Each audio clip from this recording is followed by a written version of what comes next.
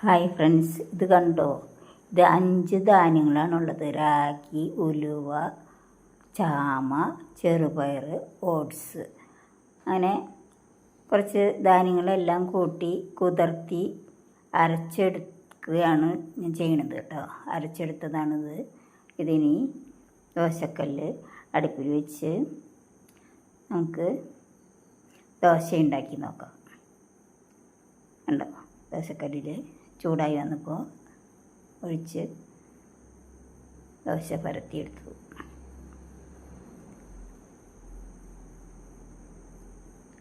എന്നിട്ടൊരു മൂടി കൊണ്ട് അത് മൂടി വയ്ക്കാം വേവാനായിട്ട്, അല്ലെങ്കിൽ നന്നായി വേവില്ല. മൂടി വെച്ചു. ദോശ മുരിഞ്ഞു തുടങ്ങി. ഇനി അതിനൊന്ന് മറിച്ചിടാം.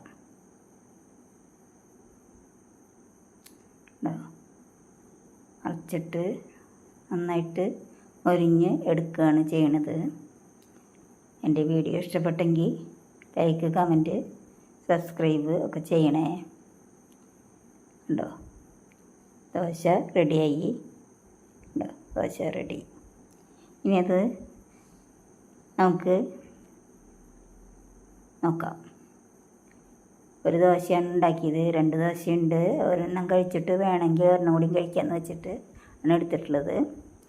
ഇനി അതിൽ സാമ്പാർ ആണ് കൂട്ടിനൊഴിച്ച് എടുക്കാനുള്ളത്.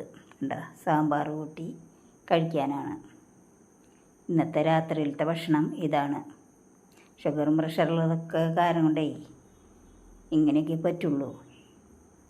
ഇനി കഴിക്കാട്ടോ. നല്ല ടേസ്റ്റുള്ളത് തന്നെയാണ്. പക്ഷേ ആർക്കും ഇങ്ങനത്തെ ദോശകളൊന്നും ഇഷ്ടമല്ല. അരി അരച്ചുണ്ടാക്കുന്ന ദോശയാണ് എല്ലാവർക്കും ഇഷ്ടം. ഞാൻ പ്രത്യേകം എനിക്ക് വേണ്ടി ഉണ്ടാക്കിയിട്ടുള്ളതാണ്.